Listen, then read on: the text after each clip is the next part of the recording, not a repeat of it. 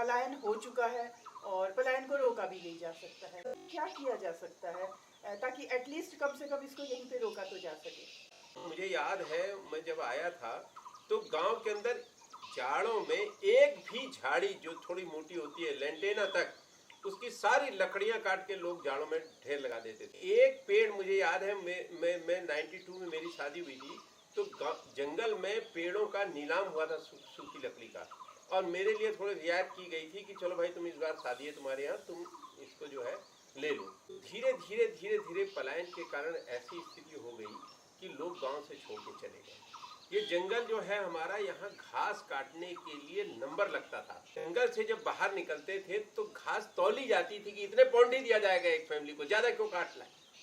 ये मैंने देखा है, तौलता था उसको भी मिलता था थोड़ा सा घास से, पूरी घास साफ हो जाती थी। और आज हम जहाँ खड़े, कोई घास काटने वाला नहीं है, कोई झाड़ी काटने वाला नहीं है, कोई जंगल से लकड़ी लाने वाला नहीं है। अभी रास्ते में देखिए पूरी झाड़ियां हो गई हैं। अक्टूबर नवंबर के महीने में अगर एक तरफ से आग लगना शुरू हुई तो पूरा का पूरा जंगल को साफ कर दिया। अब उन झाड़ियों में क्या हो गया है, कहीं सुअर आ गए हैं, कहीं बंदर आ गए हैं, कहीं क्या नाम कहते हैं तेंदुआ आ गया है।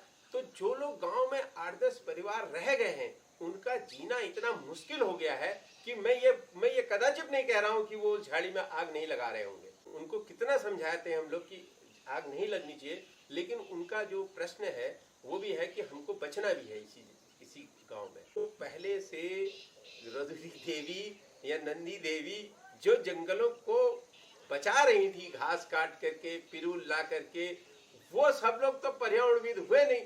पर्यावरणविद आप सब लोगों ने बना दिया मोहन काटपाल को। जब बचाया तो जंगल उन्होंने था। जो गांव की महिलाएं बुजुर्ग थी, वो जर्जा थी, वो बचाती थी जंगल को। आपने उसके महत्व को सरकार ने या पूरे लोगों ने समझा ही नहीं।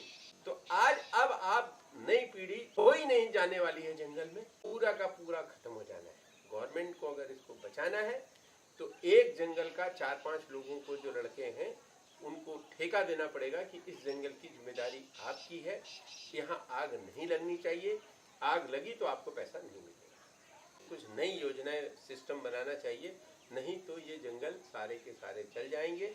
हमको याद है कांडे से मुर्दा जा रहा था, जंगल में आग लग गई, उन्होंने मुर्दे को रोका, 2 लोग मुर्दे को देखते रहे, अन्य लोग आग पहले बुझाने गए। सीलंग में रात को 1:30 बजे महिलाओं ने जो अपना जंगल बनाया था, उस सीलंग में 1:30 बजे रात को महिलाएं जंगल बुझाने के गई। बगल में सरकारी जंगल में भी आग लगी हुई थी। मैंने कहा इसको क्यों नहीं बुझाए, बोले ये सरकारी है।